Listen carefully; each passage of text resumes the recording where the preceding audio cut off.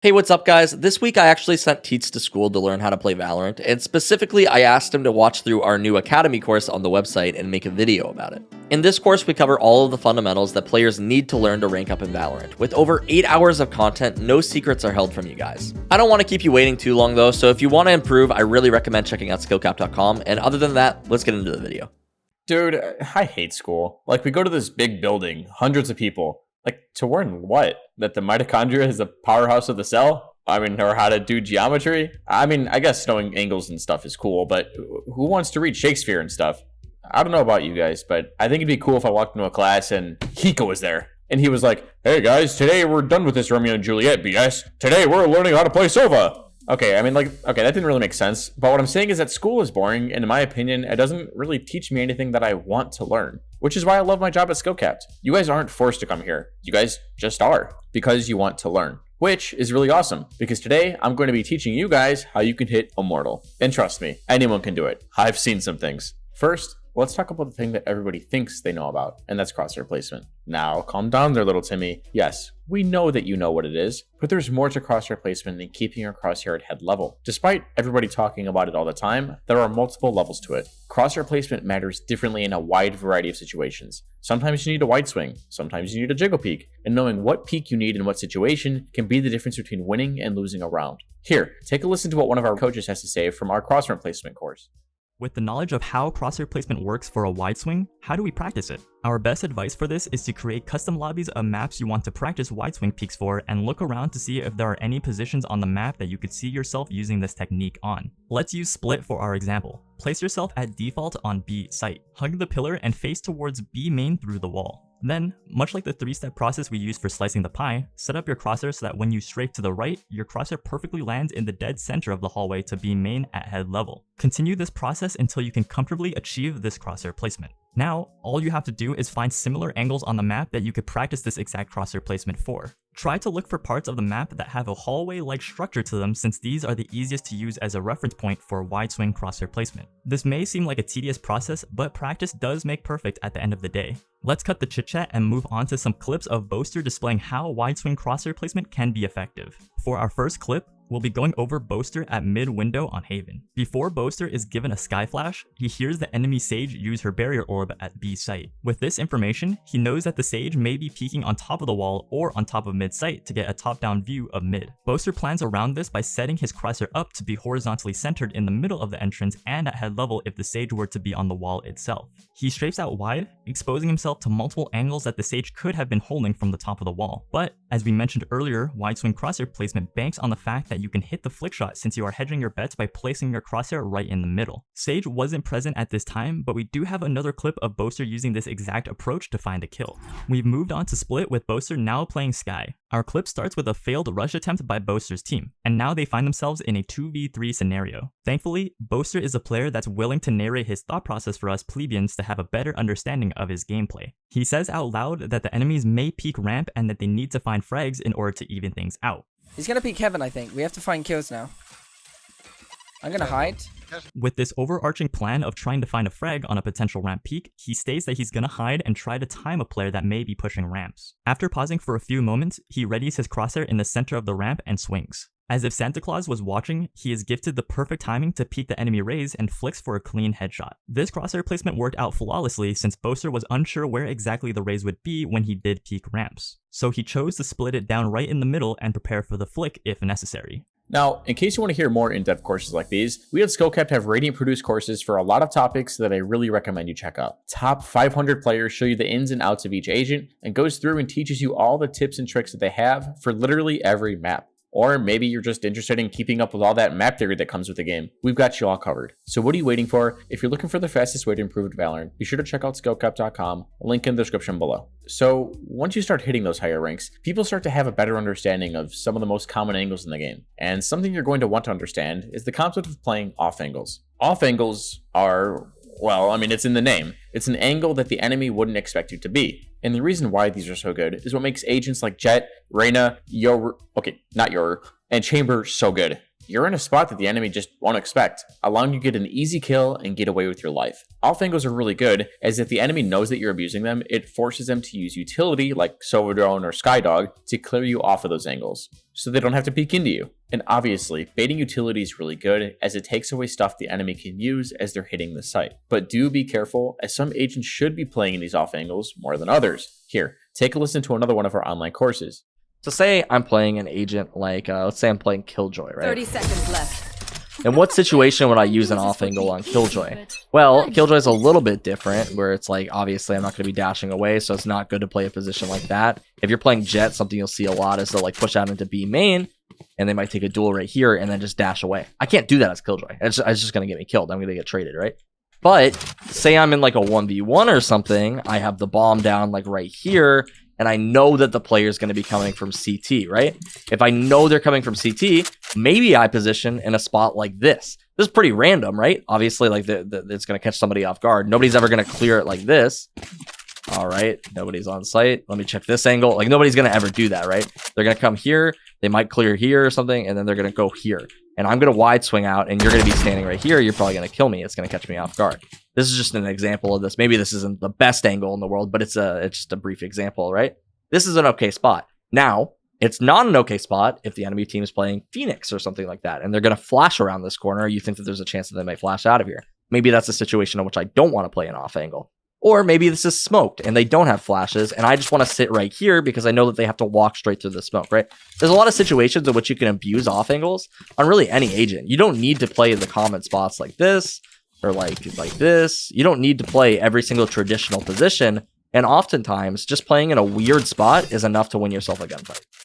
As King said, there are times and places when you should be using off angles, and if you want to hit Immortal, knowing how and when to use them is going to win you a lot more rounds than you think. Now, something that every Immortal player has that I can guarantee is good aim. And not just Immortal players, there are some pretty cracked golds and plats out there that I've seen. You guys are kind of demons. But what you'll hear from high-ranking players is that good aim and mechanics can pull you out of any rank that you're in, even carry you to Radiant. Is it the most efficient way to get there? Probably not. Good utility usage, communication, and other fundamental concepts help a ton, but good, raw aim can definitely bail you out. If you listen to pros, they each have their own way that they train their aim, and make sure their mechanics are staying in tip-top shape. Knowing how to flick, micro-adjust, and track are all valuable skills that you want to make sure you have if you want to rank up. And there are a ton of tools out there to help you do so. AimLab and Kovacs are really great to keep you warm, and the practice range, despite being limited, has a ton of options to help you practice. Most, if not all, pros will tell you that you should be practicing in-game rather than these aim trainers. A rule that I like to go by is that if you want to get better at Valorant, play Valorant. If you want to get better at Kovacs, play Kovacs. But don't get me wrong, the aim trainers help, but just don't be doing them all the time. Make sure you're playing Valorant. So quickly, here's a few ways that you guys can practice your aim in-game that you might not be doing already. Crosshair placement is one of the most important factors in Valorant, and AimLab can help you very much with crosshair placement because it's mostly dependent on map knowledge and understanding the headshot height of the angles that you're going to be peeked into or going to be peeked from. If you do want to train crosshair placement though, then deathmatch is going to be your best friend. So instead of focusing on winning the deathmatch, visualize the angles that you're going to be peeking into and try to predict the headshot angle with your crosshair every single time. Another great tip is to line your crosshair up with your teammates' heads at the beginning of each round and try to keep your crosshair at that level throughout the entire round.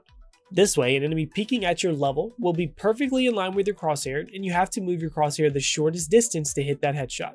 And of course, we have spraying. Spraying is individual for each gun in Valorant, and AimLab just can't mimic that in-depth nature, so you're going to need to practice those shots as well.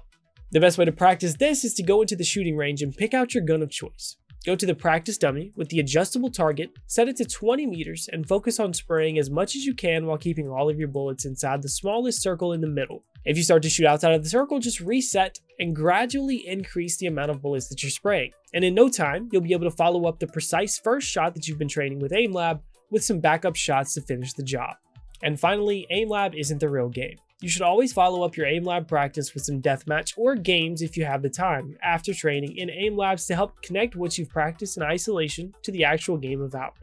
Next, something really important that you need to understand as you're trying to rank up is the role that you play. What I see more often than not are duelists who are just too afraid to take duels, controllers or sentinels that run in before the duelists, or initiators who aren't using their utility. And if you want to win games, you need to know how you should be using your abilities to their fullest potential. If you want to rank up, you need to know what your team needs from you. And funny thing is, people might insta-lock certain agents when it turns out they would be better suited playing a completely different role. Here, let King explain it. If you follow behind things such as Sova's drone or Skywolf, it's very hard for the enemies to push you, given how risky it is for enemies to peek into these things. Notice how at this point of the round, Skye has used her Wolf all the way through short, and still her team has no short control. What I'm getting at here is it doesn't seem like this player really has the confidence to be the one to take space for his team. He might actually find a lot more value out of playing an agent like Skye or Omen. Going off of that, the funny thing I would like to showcase is how aware he seems to be of when his teammates need help. Notice how rather than using his blinds to take space, he's going to use his blind here to help the Sova get out of a sticky situation. He's clearly aware of how he can help his teammates with his utility, but it seems like he generally prefers to play more of a passive role rather than more of an upfront role. Oh, also, if you want to laugh a little bit, look at how he looks away from all of his Skye's flashes. It's as if he's traumatized from past Skies on his team. We've all definitely have been there, but you really have to have the confidence in your Skye that she's not going to pop these birds in your face. But immediately after this flash, notice how once again, rather than going towards sight, he starts to go through garage window. And when I watch this, I can't help but feel like this player might excel a little bit more on an agent that is a bit more supportive, like Cypher, Skye, or Omen, because none of the things he's done so far really stick out to me as things that really highlight what Reyna is good at. But they do stick out to me as things that Omen might be good at: holding angles for teammates, using utility to help teammates get out of bad situations, lurking a bit more. Take a look at this last round, how he spends literally the entire round watching flanks for his team. For the first half, he finds himself watching the garage push in middle, and then he finds himself getting a kill on the A flank immediately after this. And this is a job that somebody needs to do on the team, absolutely. They don't have a sentinel, so somebody needs to watch the flank and make sure that nobody pushes up too easily. However, the same question is posed: couldn't he do this better on any other agent? I'd say he probably could. But then again, this is just one game we viewed, and it's entirely possible that he doesn't normally play like this. He was just picking up the role that his team needed. However, it very much feels to me like this is a job that he's more comfortable doing, and maybe it's worth his time to consider picking up some other roles if he doesn't already play them. Knowing your role in Valorant is key, especially when in higher ranks. Everything you use in a round can impact whether or not you win said round. So next time you're going to lock an agent, really think about your playstyle and how you can really benefit the team. And speaking of roles, it's also important to understand which agents are better suited for each map than others. For example, right now, Sova is busted. His utility provides so much for his team and just makes everybody's lives so much easier. Astra is nuts, as she can basically stall out any execute on any site. Like, she can impact the map from across the world. It's insane. And same goes for Viper. She technically gets unlimited smokes, and her mollies are stupid strong. She can stall out a push longer than anybody, but, and this is a big but, these agents aren't necessarily meta on every map. Viper's best maps are Icebox and Breeze, where sightlines and duels are long. Sova isn't very good on Split, as his arrow doesn't really cover a whole lot of area. But this doesn't mean that they can't be used on said certain maps. It's just that in the higher ranks that you get, you want to be squeezing out as much valuable as possible to try and secure your team the round. Again, let's take another clip from our online academy course. Let's go over towards Split next. Split, what's pretty common. Breach is actually okay on this map. I run a lot of Breach on this map, but just because the Sova doesn't work on this map. This is like the one map where Sova is just not as good. Fracture as well, he's not as amazing. He's a substitute for a Skye. Skye's also very strong. But we'll go over to the duelist here. You'll normally run your Jet, same as always, and Raze is also very good on this map. And then other than that, for smokes, you can run the Astra or the Viper is both very strong, wherever she may be over on this side. That's generally how your team comp will look. So smokes and then Sentinels. Sorry, forgot our Sentinels. Killjoy is very good on this map. Cypher's pretty good on this map too, and Sage is also pretty good on this map. She can go mid. So oftentimes what you'll see is instead of, since Sova doesn't work on this map, sometimes people will run like double Sentinel and they'll just drop the initiators entirely. So you run a comp something like this, or maybe you have the Viper in and then you run a comp like this. This is what's going to be most standard, something like this. But you can also substitute the Sage for the initiator and you can still hold mid just fine. A lot of people watching this will probably be like, well, what about mid if you can't wall mid? There's other ways to deal with mid. You can use like the Viper one ways. You can use like Raze and Sky Flashes. you can create pressure in other ways. So not necessary to have the wall 100%, but does help out a little bit. So. Knowing who's best suited for each map can give you that extra edge that you need to win the game, and it's something to seriously consider as your team is selecting their agents.